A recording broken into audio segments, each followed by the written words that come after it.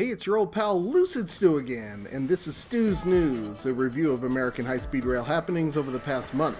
In this video, we will take a look at May of 2023. Being that I just put out a California high-speed rail video, let's start with that project. Looking at the capital outlay budget summary, we see spending is down from last month. 75% of the fiscal year is completed, with only 35% of the year's budget spent. The cash management report, they just sold $1.1 billion worth of bonds, so let's hope that means things pick up soon. Administrative vacancies are continuing to decline. Perhaps this means some positive news is coming later this year. Design build expenditures increasing steadily but slowly.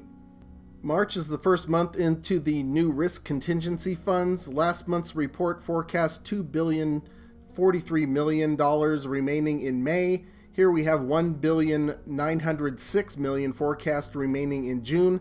Let's see how they do. Also, keep in mind these Finance and Audit Committee reports run 2 months behind.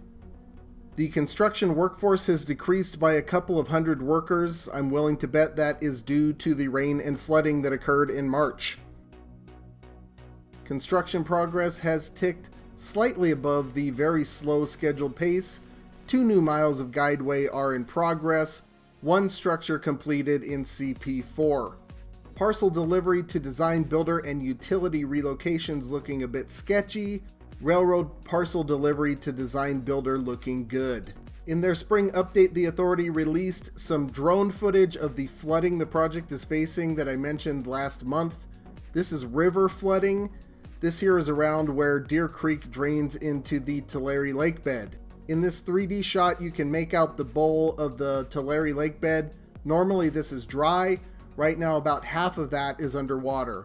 That's about 80 square miles inundated. The river flooding is a major inconvenience to construction but won't pose any threat to the right-of-way in service.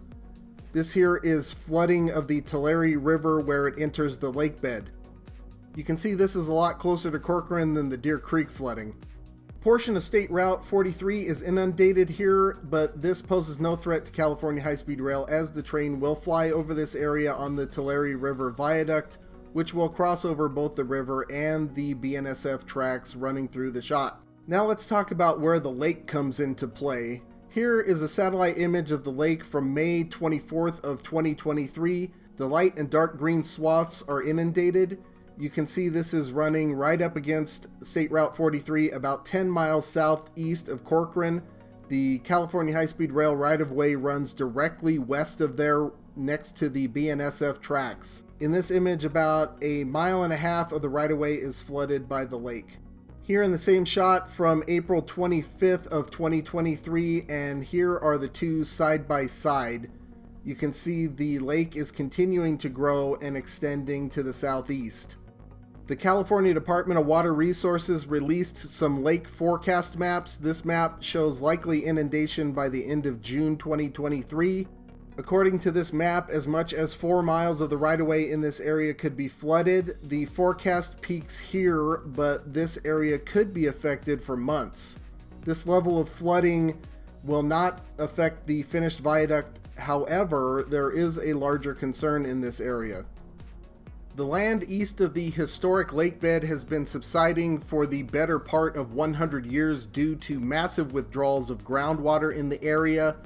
This is causing the lake bed to migrate eastward, and according to forecasts, the California high-speed rail right-of-way will run through some of the deepest parts of the lake by 2036, should it flood similarly to the way it has this year.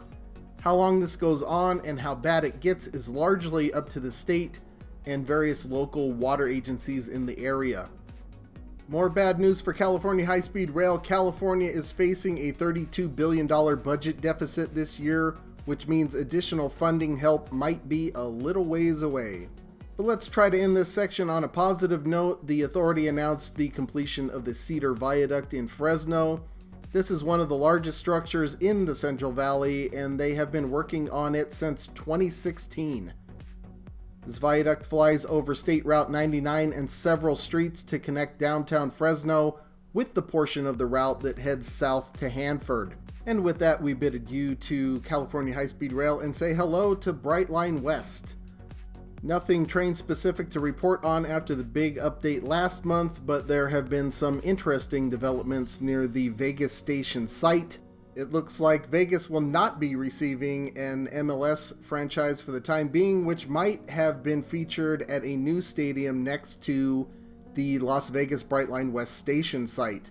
However, it looks like the Oakland A's will be moving to Vegas at the site of the Tropicana on Las Vegas Boulevard, 3.5 miles north of the Brightline site, at a future Bally's Sports Entertainment Casino complex. This is Brightline, Florida, but I quickly wanted to show a couple of articles related to demand for new stations along the Brightline, Florida route and redevelopment potential near existing stations.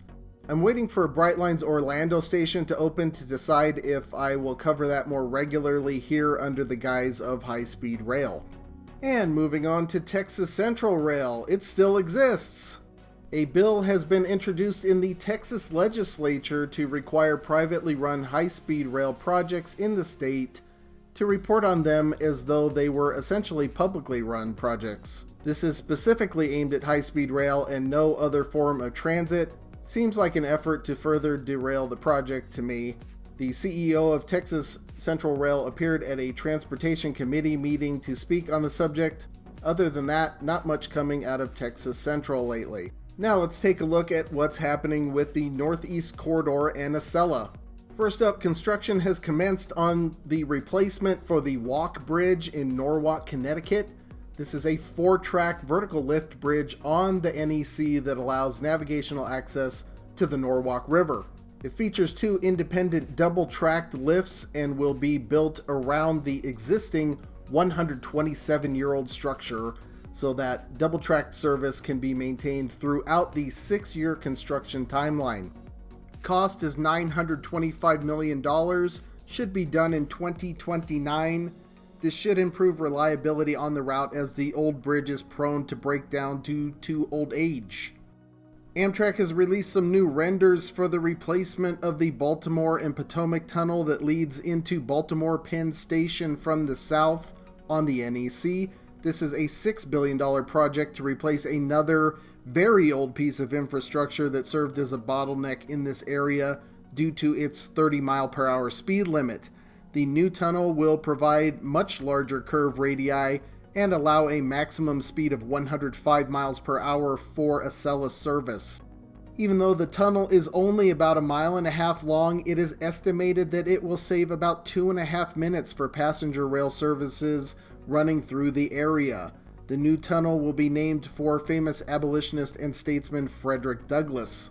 While we're on the subject of renders, the FRA has put out some updates for the Washington Union Station expansion project in DC based on recent community feedback. This is a long overdue update to the beautiful Beaux Arts train station located right across from the Capitol, which I've had the fortune of seeing in person. This is a nearly $9 billion project estimated to take 13 years to construct.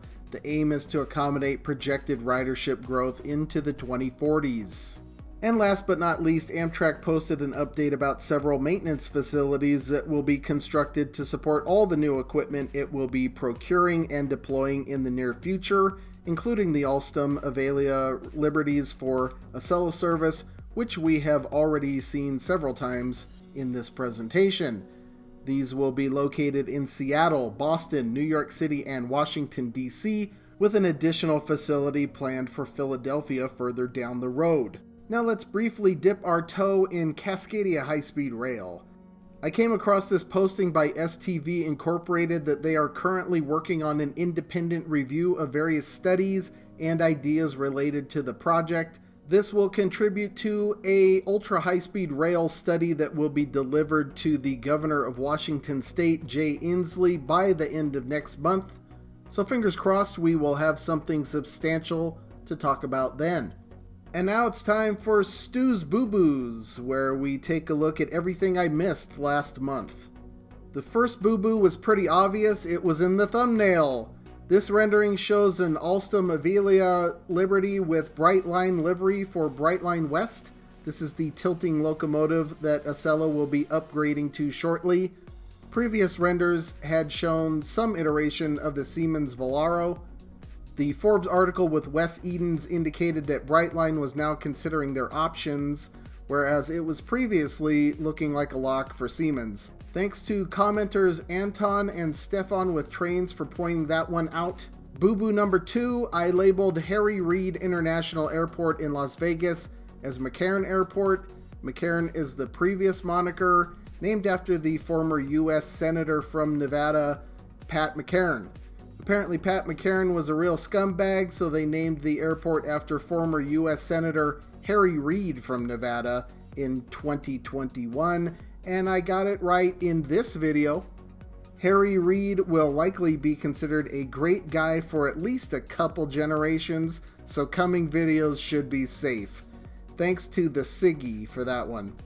As with last month, if you find any boo-boos, point them out in the comments. If it's a good one, you win a prize. More FRA high-speed rail corridor videos in the pipeline, and of course another Stu's News at the end of June in 5 weeks. But that's all for now. Until next time, I'll see you on that big beautiful freeway.